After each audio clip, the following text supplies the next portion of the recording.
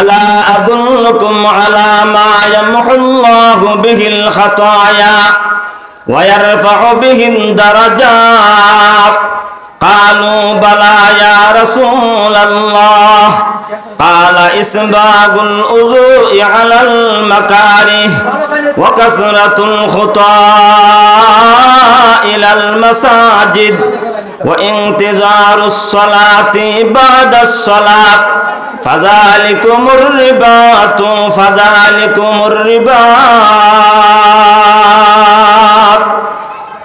রাসূল করিম সাল্লাল্লাহু আলাইহি ওয়াসাল্লাম সাহাবায়ে কেরামদেরকে লক্ষ্য করে বলেন, হে আমার সাহাবায়ে কেরাম, আমি কি তোমাদেরকে এমন একটা আমলের কথা বলবো না যেই আমল করলে মহান রব্বে করিম তোমাদের গুনাহ সমূহকে মিটাইয়া দিবেন? শুধু তাই নয়, বরং তোমাদেরকে দুনিয়া আখিরাতে রব্বে করিম মর্যাদা বাড়াইয়া দিবেন। তখন সাহাবায়ে কেরাম বলেছিলেন, ক্বালু বালা ইয়া রাসূলাল্লাহ, হে নবীজি মুহাম্মদ আরবি সাল্লাল্লাহু আলাইহি ওয়াসাল্লাম, ওই আমলের কথা আপনি অবশ্যই আমাদেরকে বলেন।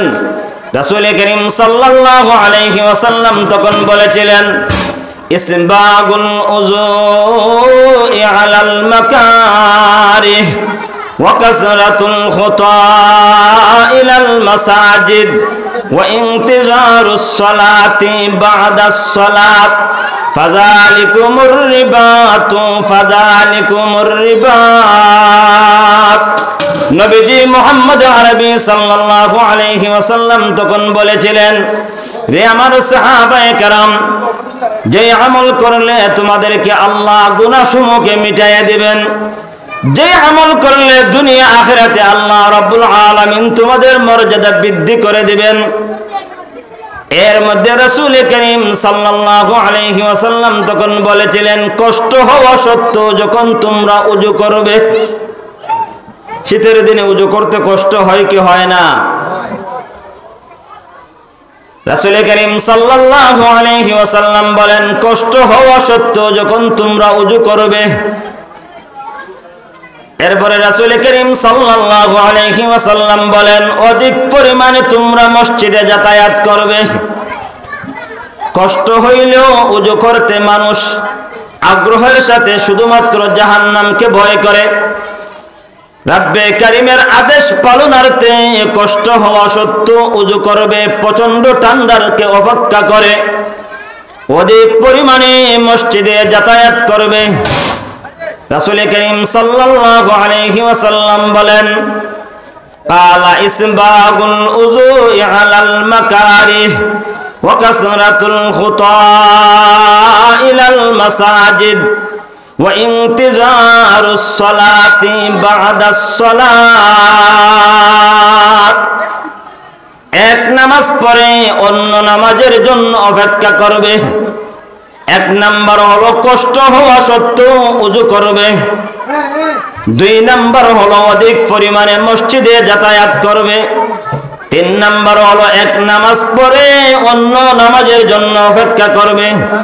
তাহলে আল্লাহ রাব্বুল আলামিন ওই সমস্ত বান্দা বান্দীদেরকে কি পুরস্কার দিবেন? হাদিসের শেষ অংশে আল্লাহর রাসূল বলেন, ফাযালিকুমুর রিবাত।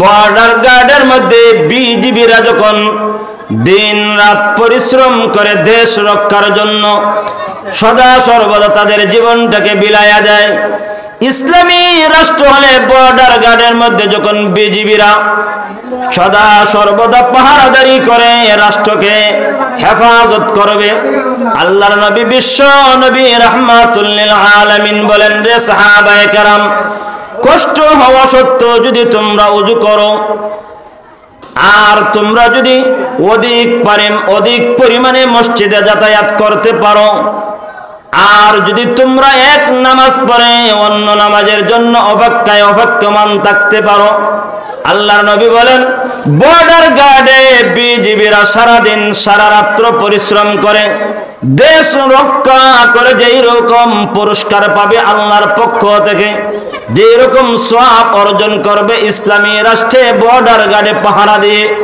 সেই পরিমাণ সওয়াব তোমাদের আমলনামায় মহান রব্বে কারীম দান করে দিবেন। অন্য হাদিস আল্লাহর রাসূল বলেন, আশ-শিতাউ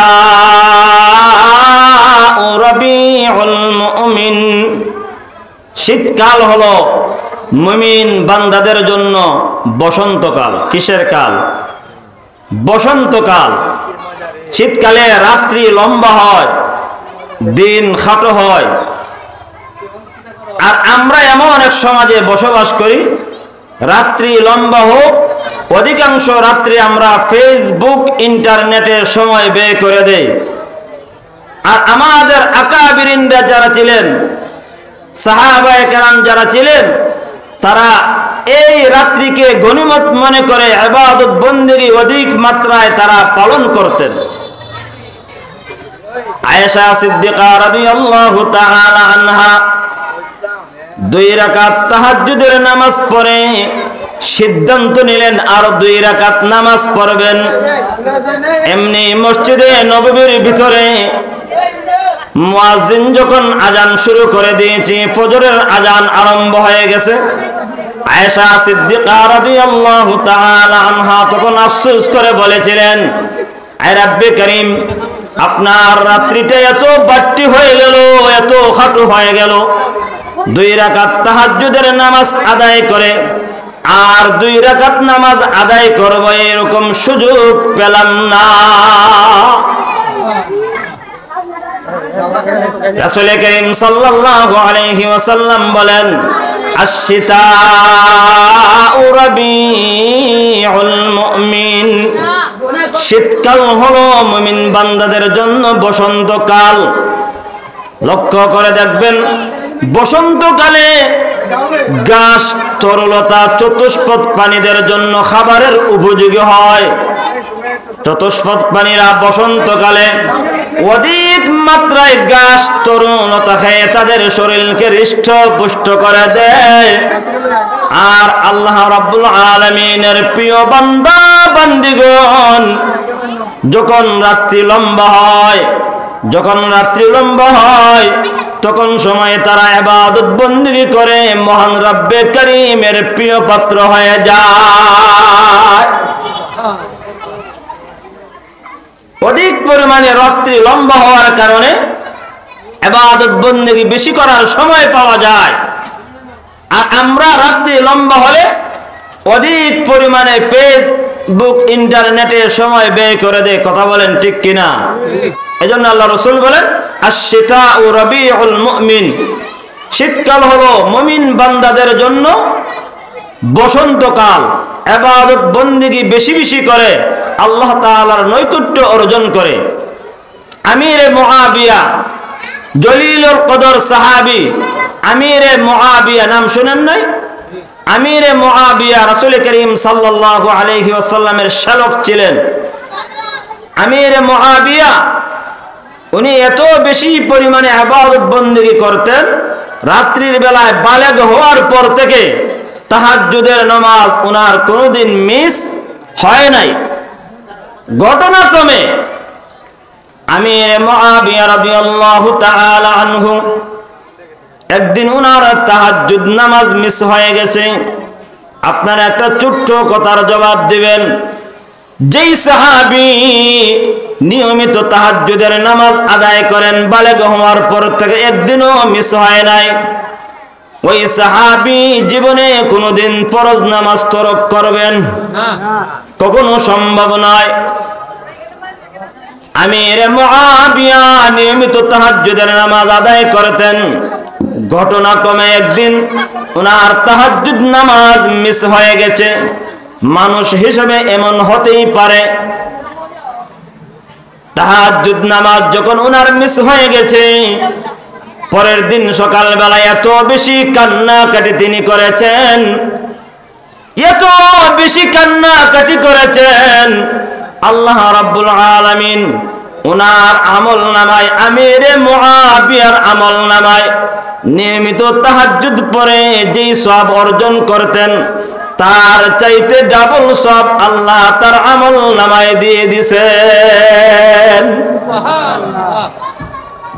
পরের দিন রাত্রি বেলায় তাহাজ্জুদের সময় যখন হয়ে গেছে, আমির মুআবিয়াকে মাথা কে যেন মেসেজ করে দিচ্ছে, হুজুর তাহাজ্জুদের সময় হয়ে গেছে, দয়া করে উঠে যান। আমির মুআবিয়া লক্ষ্য করে দেখেন, আমি যখন রাত্রি বেলায় আমার কক্ষে শয়ন করেছিলাম তখন সময় আমার ঘরের ভিতরে তো কেউ ছিল না আমাকে জাগ্রত করে দেওয়ার মতো, তাহলে নিশ্চয় আমার ঘরের ভিতরে চোর ঢুকেছে। তখন এদিক সেদিক তাকিয়ে দেখেন, যেই দিকে চোর ঢোকার কথা সেই দিকে সম্ভাব্য কোনো রাস্তাও দেখা যায় না। এমনিতেই তার হাতটার মধ্যে ধরলেন। খুতবাত জুলফিকার কিতাবের মধ্যে উল্লেখ করেছেন, আমির মুআবিয়া যখন তার হাতের মধ্যে ধরে বললেন, এই গভীর রাত্রে কে আমার অনুমতি ব্যতীত আমার ঘরের ভিতরে প্রবেশ করেছো? 2 নাম্বার তাকে প্রশ্ন করলেন। 2 নাম্বার তাকে প্রশ্ন করলেন, বালেগ হওয়ার পর থেকে আমাকে কেউ জাগ্রত করে দেয় নাই তাহাজ্জুদ নামাজ পড়ার জন্য, বরং আমার নিজের ইচ্ছাই তখন সময় ঘুম ভেঙে যায়। গতকালকে যেই কোনো একটা কারণে আমার তাহাজ্জুদের নামাজটা মিস হয়ে যায়, তোমার পরিচয় দাও, কে আমার ঘরের ভিতরে প্রবেশ করেছো এবং তুমি আমাকে মাথা মেসেজ করে দিচ্ছ তাহাজ্জুদ নামাজ আদায়ের জন্য। তখন ওই লোকটা তার পরিচয় দিয়ে বলছে, হে আমির মুআবিয়া, গত রাত্রে আপনার তাহাজ্জুদের নামাজ যিনি মিস করে দিয়েছিল উনি আজকে আপনাকে তাহাজ্জুদ পড়ার জন্য জাগ্রত করে দিচ্ছে। আমির মুআবিয়া তখন বলেছিলেন, তাহলে নিশ্চয়ই তুমি ইবলিস শয়তান। তখন ওই লোকটা তখন জবাব দিল, হুজুর ঠিকই আমি ইবলিস শয়তান। আমির মুআবিয়া তখন তাকে প্রশ্ন করেছিলেন, তোমার কাজ তো মানুষকে নামাজ থেকে বিরত রাখা, কথা বলেন ঠিক কিনা? তোমার কাজ হলো মানুষকে নামাজ থেকে দূরে রাখা, আর তুমি দেখা যায় আমার মাথা মেসেজ করে দিচ্ছ আর বলছো তাহাজ্জুদের সময় হয়ে গেছে তাহাজ্জুদ নামাজ আদায়ের জন্য। এমনটি কেন জানতে চাই? ইবলিস শয়তান তখন জবাব দিয়েছিল, ও আল্লাহর নবীর প্রিয় সাহাবী জলিলুল কদর সাহাবী আমির মুআবিয়া, গত রাত্রে আপনার তাহাজ্জুদের নামাজটা মিস করে দেওয়ার জন্য সকাল বেলায় আপনি এত বেশি কান্নাকাটি করেছেন।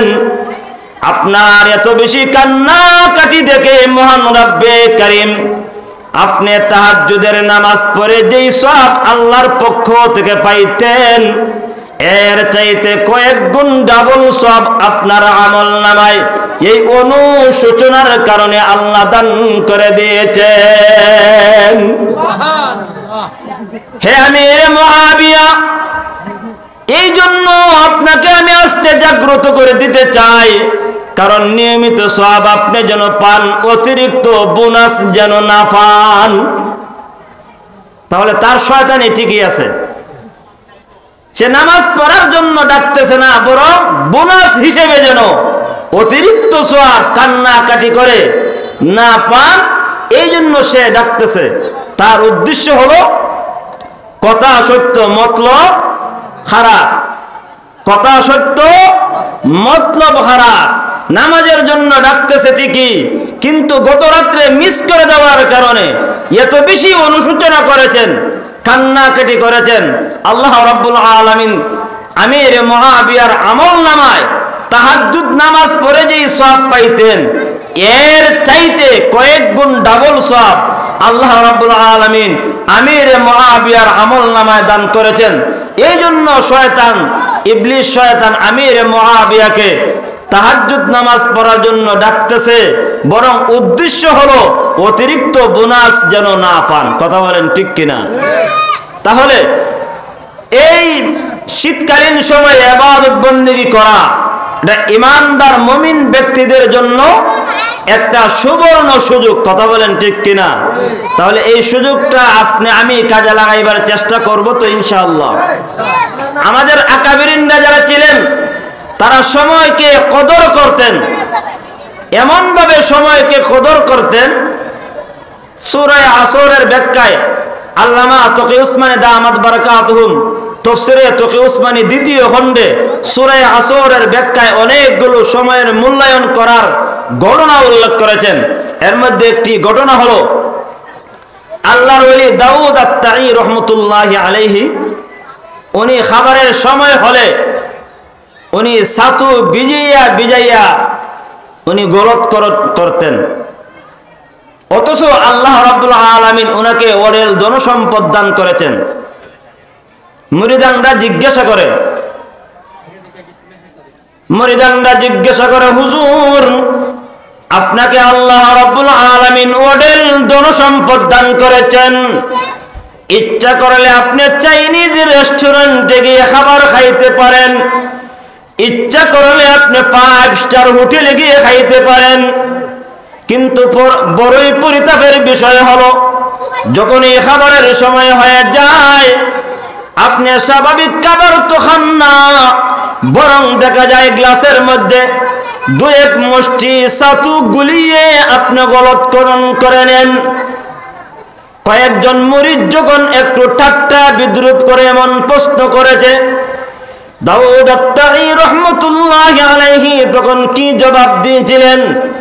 তাফসীরে তকি উসমানী দ্বিতীয় খণ্ডে সূরাতুল আসরের ব্যাখ্যায় যখন লেখেন, দাউদ আত-তাঈ রহমতুল্লাহি আলাইহি তখন জবাব দিয়েছিলেন, হে আমার মুরিদানরা শুনো, আমি ইচ্ছা করলে চাইনিজ রেস্টুরেন্টে গিয়েও খাইতে পারতাম, আমি ইচ্ছা করলে 5 স্টার হোটেলে গিয়েও খাইতে পারতাম। আমি যোগ বিয়োগ করে দেখেছি, আমি খাবার খাইতে যাইয়া যেই সময়টুকু আমার ব্যয় হয়, খাবার খাওয়ার সময় একটু সময় লাগে কি লাগে না?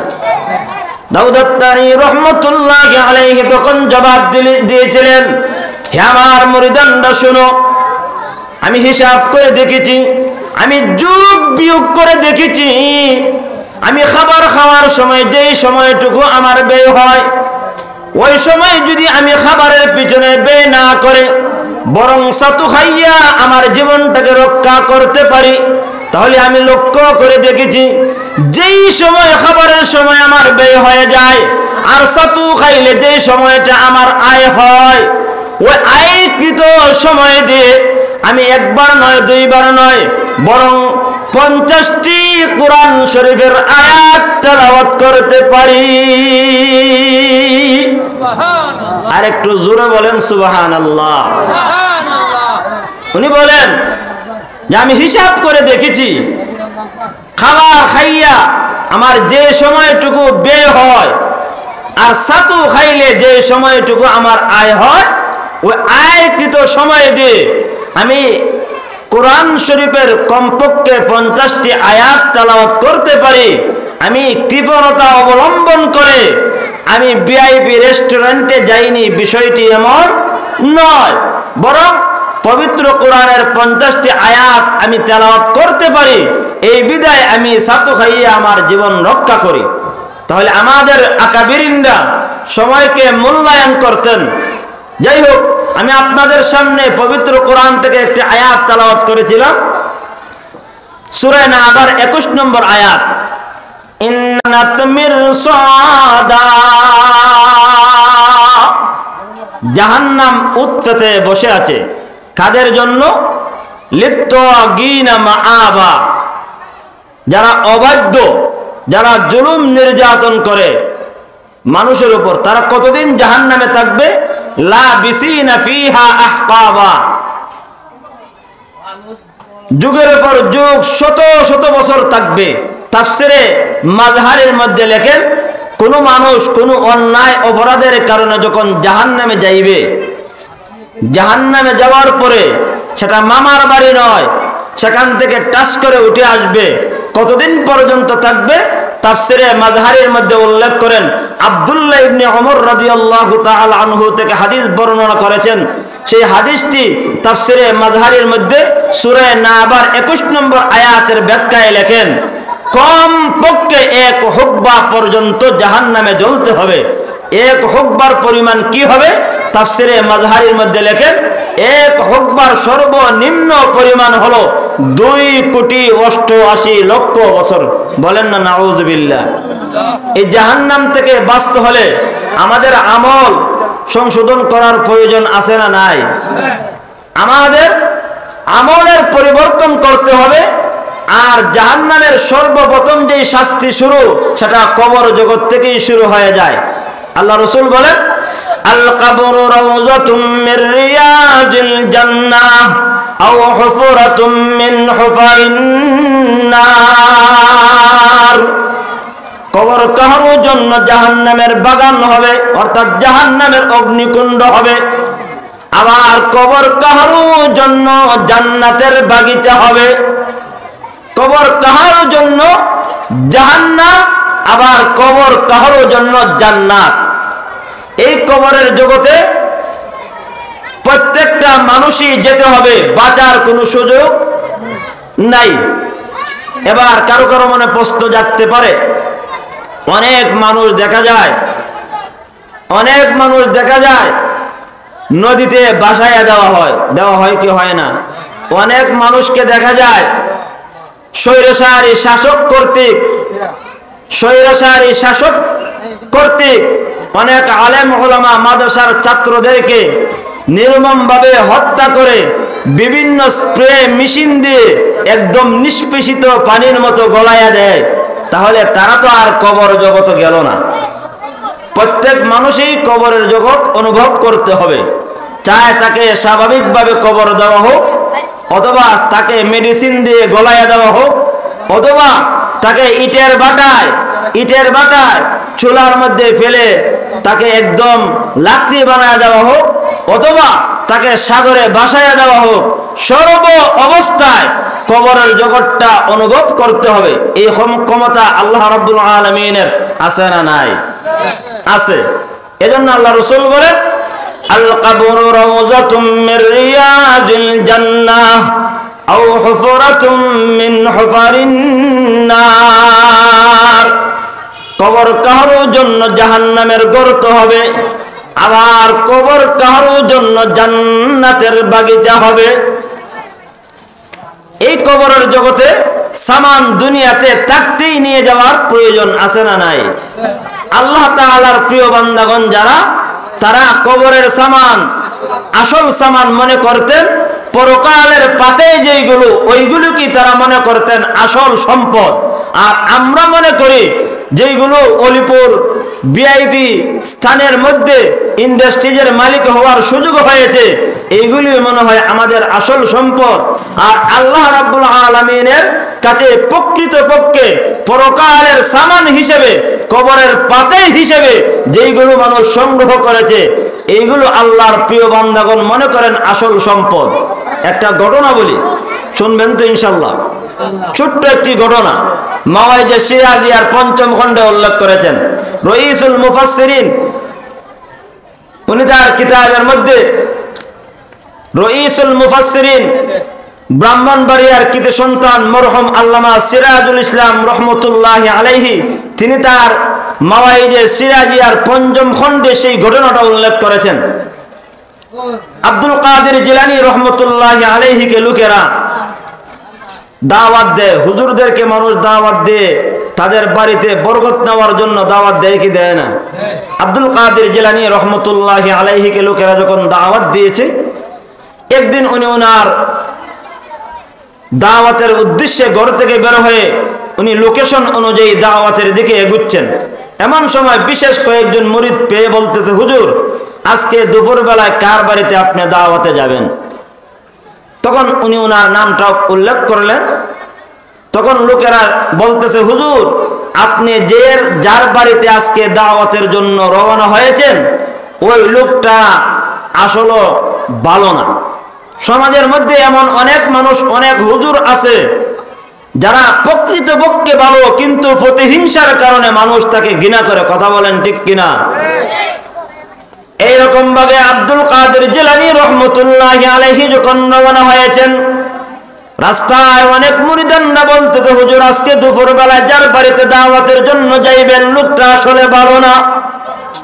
বাস্তবে লোকটা ভালো, কিন্তু প্রতিহিংসার কারণে বলতেছে লোকটি ভালো না। তখন অনেকজন এইরকম রিপোর্ট পেশ করেছে, হুজুর তার বাড়িতে আজকে যাবেন না, কারণ লোকটা কথায় কথায় মিথ্যা কথা বলে। তখন আব্দুল কাদের জিলানী রহমতুল্লাহি আলাইহি বলেন, যেহেতু তার সঙ্গে আমার ওয়াদা হয়েছে, এই জন্য ওয়াদা বরখেলাপ করা যাবে না। আজকে তার বাড়িতে যাই কেন, সে কথায় কথায় মিথ্যা কথা বলে, আমি তাকে প্রশ্ন করব। অনেক লোকেশন অনুযায়ী তার বাড়িতে দাওয়াতে গেলেন। দাওয়াতে যাওয়ার পরে এর আগে দাওয়াত যখন রেখেছিলেন, নোট করেছিলেন তোমার বাড়ি কোথায়, কতটুক দূর এবং তুমি কি পরিমাণ সম্পদের মালিক। এইরকম ভাবে আব্দুল কাদের জিলানী রহমতুল্লাহি আলাইহি তার একটা অবস্থা জানতে চেয়েছিলেন। লোকটা তখন বলেছিল, হুজুর আমাকে আল্লাহ একটা কুঁড়ে ঘরের মালিক বানিয়েছেন। লোকটা তখন বলেছিল, হুজুর আমাকে একজন সন্তান, পুত্র সন্তান দান করেছেন। তখন আব্দুল কাদের জিলানী রহমতুল্লাহি আলাইহি বাড়ির পাশে লোকেশন অনুযায়ী যখন গেলেন, গিয়ে দেখেন একটা ছোট্ট বাচ্চা খেলাধুলা করছে। তাকে দেখলে মনে হয় লোকটা মাদ্রাসার ছাত্র। তাকে জিজ্ঞাসা করলেন, অমুক মিয়ার বাড়িটা কোনটি? তখন ছাত্রটি বলল, উনি তো আমার আব্বু, চলুন আমাদের বাসায়, আজকে একজন হুজুর আসার কথা ছিল, চলুন আপনি মনে হয় আমার আব্বার পক্ষ থেকে দাওয়াতি মেহমান।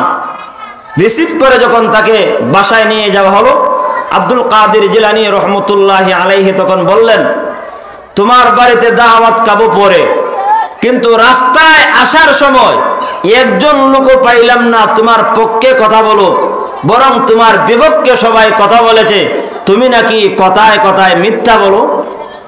তখন আব্দুল কাদের জিলানী রহমতুল্লাহি আলাইহির কাছে লোকটি অনুনয় বিনয় করে বলছিল, হুজুর আমার তো এমন কোনো অভ্যাস নেই। আব্দুল কাদের জিলানী রহমতুল্লাহি আলাইহি তখন বলেছিলেন, ওই বাড়ির মালিকটা কে? তখন লোকটি জবাব দিয়েছিল, হুজুর ওই যে দেখা যায় যতগুলো কামরা দেখা যায় সব কামরাই আমার টাকার নির্মাণকৃত। আব্দুল কাদের জিলানী তখন পাল্টা প্রশ্ন করেছিলেন, তুমি তো আমার সঙ্গে মিথ্যা কথা বলেছ, তুমি বলেছিলে একটা কুঁড়ে ঘরের মালিক, আর এখন দেখা যায় তুমি বিশাল বিলাসবহুল বাড়ির মালিক। এবার তোমার কাছে জানতে চাই ওই ঘরগুলো কার জন্য?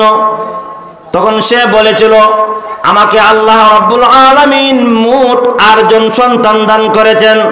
আব্দুল কাদের জিলানী তখন প্রশ্ন করেছিলেন, যখন তুমি আমাকে দাওয়াত দিয়েছিলে, লোকেশন বলেছিলে, তখন তোমার পরিচয়ের মধ্যে একটা পরিচয় দিয়েছিলে তুমি একজন ছেলে সন্তানের বাবা, আর এই মুহূর্তে তুমি বলতেছো তুমি 8 জন সন্তানের বাবা।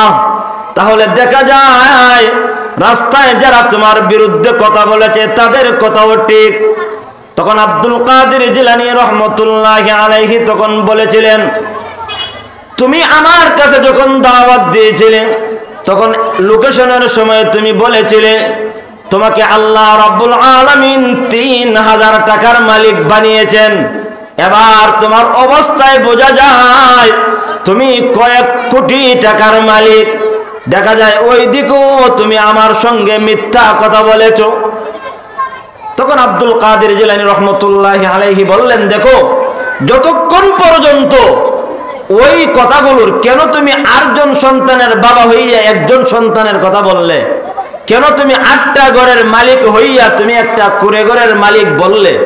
কেন তুমি বললে কোটি টাকার মালিক হওয়া সত্ত্বেও শুধুমাত্র 3000 টাকার মালিক? এই কথাগুলোর উত্তর যতক্ষণ পর্যন্ত পরিষ্কার ভাবে দিবে না ততক্ষণ পর্যন্ত তোমার দাওয়াত আমি অ্যাকসেপ্ট করব না, গ্রহণ করব না, আমি চলে যাব প্রত্যাখ্যান করে। তখন লোকটি এক একটা প্রশ্নের জবাব দিয়েছিল, বলবো? আব্দুল কাদের জিলানী রাহমাতুল্লাহি আলাইহি লক্ষ্য করে তখন লোকটি জবাব দিয়েছিল, হুজুর, আমি যখন আপনার কাছে দাওয়াত নিয়ে গিয়েছিলাম, আমি বলেছিলাম আমার একটি মাত্র সন্তান। আমি কেন বলেছিলাম? এর কারণ হলো আমি ঠিকই 8 জন সন্তানের বাবা, কিন্তু বাকি 7 জন একটা সন্তানও আমার কোনো কথা শুনে না। কেবলমাত্র একটা সন্তান, সে মাদ্রাসায় লেখাপড়া করে, আবার সবার চাইতে ছোট্ট। শুধুমাত্র আমার উযু ইস্তেঞ্জার সময় যখন আমার জরুরত পড়ে, কেবলমাত্র আমার মাদ্রাসা পড়ুয়া ছাত্রটাই আমার সাহায্যের জন্য এগিয়ে যায়। আর বাকি 7টা সন্তান বরং একটাও আমার কথা শুনে না, বরং তারা আমাকে জাহান্নামের দিকে ঠেলে। কেবলমাত্র মাদ্রাসা পড়ুয়া ছাত্রটাই হলো আমার আসল ছেলে। হুজুর, ওই দিকে লক্ষ্য করে আমি বাকি 7 জনকে মাইনাস করে কেবলমাত্র আমার একটি সন্তান, এই জন্য আপনার কাছে ওয়াদায় আবদ্ধ হয়েছিলাম যে আমার একটি মাত্র সন্তান। আব্দুল কাদের জিলানী রহমতুল্লাহি আলাইহি তখন বলেছিলেন, তুমি আমার কাছে লোকেশনের সময় বলেছিলে তোমার একটা কুঁড়ে ঘর, আর এবার দেখা যায় তোমার বিশাল বিলাসবহুল বাড়ি। তখন লোকটি জবাব দিয়েছিল, হুজুর, আপনি তো মাঝে মধ্যে ওয়াজের মধ্যে বলতেন দুনিয়ার বাড়ি মানুষের আসল বাড়ি নয়, কবর হলো মানুষের আসল বাড়ি। কথা বলেন ঠিক কিনা? আব্দুল কাদের জিলানী রহমতুল্লাহি আলাইহিকে লক্ষ্য করে ওই বুজুর্গ ব্যক্তি তখন বলেছিল, ওই সাধারণ ব্যক্তি তখন বলেছিল, হুজুর, আপনি তো ওয়াজের মধ্যে বলতেন বিশাল বিলাসবহুল বাড়ি আসল বাড়ি নয়, বরং প্রত্যেকটা মানুষের কবর হলো আসল বাড়ি। ওই দিকে লক্ষ্য করে, দুনিয়ার ঘর বাড়ির দিকে লক্ষ্য না করে কবরের ঘরের প্রতি লক্ষ্য করে আমি আপনার কাছে লোকেশনের সময় বলেছিলাম আমাকে আল্লাহ একটা কুঁড়ে ঘরের মালিক বানিয়েছেন। আব্দুল কাদের জিলানী রহমতুল্লাহি আলাইহি তখন বলেছিলেন, এবার তুমি তৃতীয় প্রশ্নের জবাব দাও, তোমাকে আল্লাহ কোটি কোটি টাকার মালিক বানিয়েছেন, আর তুমি বলেছিলে তুমি 3000 টাকার মালিক। তখন লোকটি তখন জবাব দিয়েছিল, হুজুর, আপনি তো ওয়াজের মধ্যে বলেছিলেন দুনিয়ার যত শত শত কোটি টাকার মালিকই হোক না কেন, মানুষ কবরে যাওয়ার সময় কোনো সামান নিয়ে যেতে পারবে না। আমার জানা মতে আমার হালাল সম্পদ থেকে শুধুমাত্র 3000 টাকা আমি আল্লাহর রাস্তায় দান সদকা করেছি। কি করেছি? আল্লাহর রাস্তায় শুধুমাত্র আমি 3000 টাকা, হালাল মাল থেকে 3000 টাকা আমি আল্লাহর রাস্তায় দান সদকা করেছি। তখন ওই লোকটা জবাব দিয়েছিল, হুজুর, আমার জানা মতে আল্লাহ রাব্বুল আলামিনের রাস্তায় দান সদকা হিসাবে আমি 3000 টাকা আমি আল্লাহর রাস্তায় ব্যয় করেছি। ওই দিকে লক্ষ্য করে আমি বলেছি আমি 3000 টাকার মালিক, দুনিয়ার শত কোটি টাকার প্রতি আমি লক্ষ্য করি নাই। এবার এই ঘটনার দ্বারা কি বুঝলেন? লোকটা কি বাস্তবে মিথ্যাবাদী? বাস্তবে মিথ্যাবাদী নাকি নিজেকে কসর নফসি করে, নিজেকে তুচ্ছ মনে করে যদিও আমি কোটি টাকার মালিক হই না কেন ওই টাকাগুলি আমার কবরে যাবে না, কেবলমাত্র যেই টাকাগুলো আমি আল্লাহর রাস্তায় ব্যয় করেছি ওইগুলি হলো আমার আসল সম্পদ। এই জন্য একটা মাদ্রাসা আপনাদের এলাকায়, এই মাদ্রাসায় লেখাপড়া হোক, ছাত্ররা লেখাপড়া করে সদকায়ে জারিয়া হিসাবে ক্রমান্বয়ে সওয়াব পাওয়া, সেটা আপনারা আমি চাই কি চাই না? রাসূল করিম সাল্লাল্লাহু আলাইহি ওয়াসাল্লাম অন্য হাদিসের মধ্যে বলেন, ইযা মাতাল ইনসান ইনকাতা আনহু আমালুহু ইল্লা মিন সালাসাতিন ইল্লা মিন সাদাকাতিন জারিয়াহ আও ইলমিন ইউনতাফাউ বিহি আও ওয়ালাদিন সালিহিন ইয়াদউ লাহ। রাসূল করিম সাল্লাল্লাহু আলাইহি ওয়াসাল্লাম বলেন, মানুষ যখন মারা যায় তখন তার সমস্ত আমলের দরওয়াজা বন্ধ হয়ে যায়। মানুষ যখন মারা যায় তার সমস্ত আমলের দরওয়াজা বন্ধ হয়ে যায়। কেবলমাত্র 3টা আমল বাকি থাকে। কয়টা আমল? কেবলমাত্র 3টা আমল বাকি থাকে। যেই 3টা আমল যদি কেউ দুনিয়াতে করে যেতে পারে, ওই 3টা আমলের বদৌলতে মহান রব্বে কারীম যদিও তার নিজস্ব আমল বন্ধ হয়ে যাবে, দুনিয়াতে ওই 3টা আমল করার কারণে তার আমল নামায় দুনিয়াতে আমল না করতে পারলেও তার সদকায়ে জারিয়ার পক্ষ থেকে তার আমল নামায় তার অ্যাকাউন্টে সব আল্লাহ পৌঁছায়া দিবেন।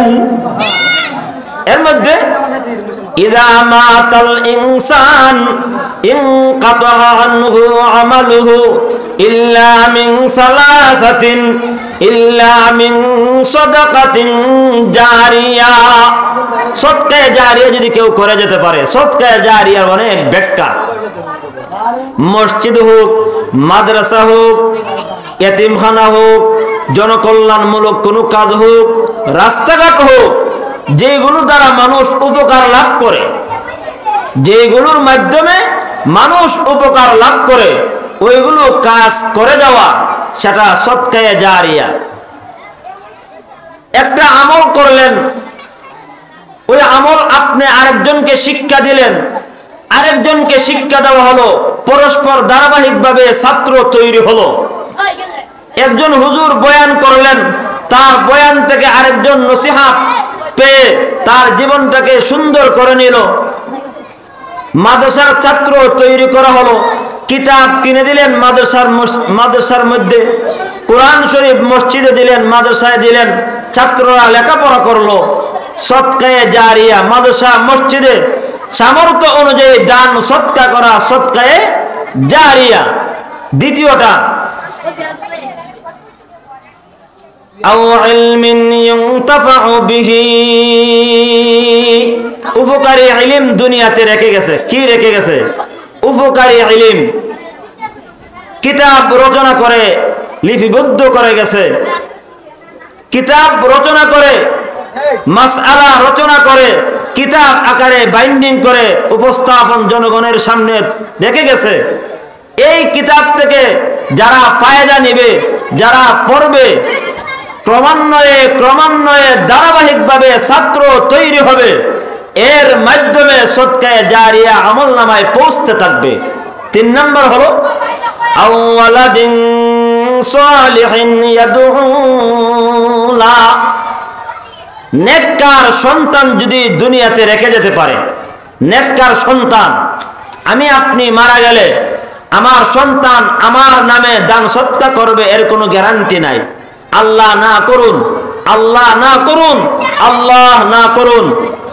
এমনও হতে পারে আমার সম্পদ উপভোগ করবে অবৈধ তরিকায়। আল্লাহ না করুন, আল্লাহ হেফাজত করুন। দোয়া করি আল্লাহ রাব্বুল আলামিন যেন আমাদের সকলকে, আমাদের সকলের সন্তানাদেরকে আল্লাহ রাব্বুল আলামিন যেন মাতা পিতার বাধ্যগত সন্তান হিসেবে আল্লাহ কবুল করেন। সকলে বলেন আমিন। যাই হোক, আমি আপনাদের সামনে পবিত্র কোরআন থেকে যে আয়াতে কারিমা তেলাওয়াত করেছি, আয়াতে কারিমা তেলাওয়াত করেছি, সেই আয়াতের মধ্যে বলেন ইন্না জাহান্নামা কানাত মিরসাদা। জাহান্নাম উৎপেতে বসে আছে, লিত্তাগিনা মাআবা, যারা অবাধ্য, যারা সীমা লঙ্ঘনকারী, যারা জুলুম নির্যাতনকারী, তাদের জন্য। কতদিন পর্যন্ত জাহান্নামে থাকবে? 2,88,00,000 বছর পর্যন্ত জাহান্নামে জ্বলতে হবে। আমরা সাধারণত মনে করি জুলুম নির্যাতন মনে হয় অন্যের সম্পদ আত্মসাৎ করে নেওয়া, অন্যের সম্পদ আত্মসাৎ করে নেওয়া, সেটাই মনে হয় জুলুম নির্যাতন। অত্যাচার, জুলুম নির্যাতন, জায়গা সম্পদ লুণ্ঠন করেও হোক, আর কথার মাধ্যমে অন্যজনকে কষ্ট দেওয়ার মাধ্যমেও হতে পারে। অনেক মানুষ সমাজের সমাজের মধ্যে অন্যকে হেয় প্রতিপন্ন করে, বিভিন্ন তুচ্ছ তাচ্ছিল্য করে, গালিগুলোজ করে, এমন আছে কি নাই? তার বাহাদুরি প্রকাশ করার জন্য একদম গরিব শ্রেণীর লোকদেরকে তুচ্ছ তাচ্ছিল্য করে এমন ভাবে কটুর কথা বলে, লোকটা পাল্টা কথা বলার সুযোগ নাই, নীরবে ধৈর্য সহ্য করে নিতে হয়। সেটার কি পরিমাণ জুলুম, একটা ছোট্ট ঘটনার মাধ্যমে আমি আপনার রাসূল করিম সাল্লাল্লাহু আলাইহি ওয়াসাল্লামের স্ত্রী আয়েশা সিদ্দিকা রাদিয়াল্লাহু তাআলা আনহা তুলনামূলক একটু সুন্দর এবং লম্বা ছিলেন। আর সাফিয়া রাসূল করিম সাল্লাল্লাহু আলাইহি ওয়াসাল্লামের অন্য আরেকজনের স্ত্রী সাফিয়া, তিনি তুলনামূলক খাটো ছিলেন, বাট্টি ছিলেন। কথার মাধ্যমে অন্যকে হেয় প্রতিপন্ন করলে কি পরিমাণ জুলুম নির্যাতন হতে পারে সেই জিনিসটা বোঝার জন্য আয়েশা সিদ্দিকা রাদিয়াল্লাহু তাআলা আনহা সাফিয়া রাদিয়াল্লাহু তাআলা আনহাকে লক্ষ্য করে বিশ্বনবী মুহাম্মদ আরবি সাল্লাল্লাহু আলাইহি ওয়াসাল্লামকে লক্ষ্য করে বলেন, ও আল্লাহর নবী, বিশ্ব নবী রাহমাতুল লিল আলামিন, আপনার স্ত্রী সাফিয়া মানে খাটো, যা আমরা আমাদের সমাজে বলি বাট্টিয়া, বাবাইন্যা বলি কি বলি না? আয়েশা সিদ্দিকা রাদিয়াল্লাহু তাআলা আনহা বলেন, গো আল্লাহর নবী, বিশ্ব নবী রাহমাতুল লিল আলামিন, আপনার স্ত্রী সাফিয়া খাটো। নবীজি মুহাম্মদ আরবি সাল্লাল্লাহু আলাইহি ওয়াসাল্লাম তখন জবাব দিয়েছিলেন, ওরে আয়েশা, সাফিয়াকে ছোট্ট বলে, খাটো বলে, বাট্টি বলে তার অন্তরে যেই আঘাতটা তুমি দিয়েছো, সেই জুলুমটার কি পরিমাণ অপরাধ যদি তুমি জানতে, তাহলে জীবনে আর কোনোদিন অন্য মানুষকে হেয় প্রতিপন্ন করতে না। আয়েশা সিদ্দিকা রাদিয়াল্লাহু তাআলা আনহা বাট্টিও বলেন নাই, খাটো বলেন নাই, শুধু ইঙ্গিত ইশারায় বলেছেন খাটো। নবীজি মুহাম্মদ আরবি সাল্লাল্লাহু আলাইহি ওয়াসাল্লাম তখন কি জবাবটা দিয়েছিলেন? নবীজি মুহাম্মদ আরবি সাল্লাল্লাহু আলাইহি ওয়াসাল্লাম বলেছিলেন, ও আয়েশা, তুমি যে সাফিয়াকে খাটো বলে তুচ্ছ তাচ্ছিল্য করেছো, এই জুলুমটা কি পরিমাণ জুলুম হয়েছে তুমি যদি জানতে। আয়েশা তখন পাল্টা প্রশ্ন করেছিলেন, কি পরিমাণ জুলুম হয়েছে? নবীজি মুহাম্মদ আরবি সাল্লাল্লাহু আলাইহি ওয়াসাল্লাম তখন জবাব দিয়েছিলেন, ও আয়েশা, তোমার এই কথার ওজনটা যদি আটলান্টিক মহাসাগরে ফেলে দেওয়া হয়, সমুদ্রের মধ্যে যদি ফেলে দেওয়া হয়, তাহলে সমুদ্রের পানির কালার পরিবর্তন হয়ে যাবে।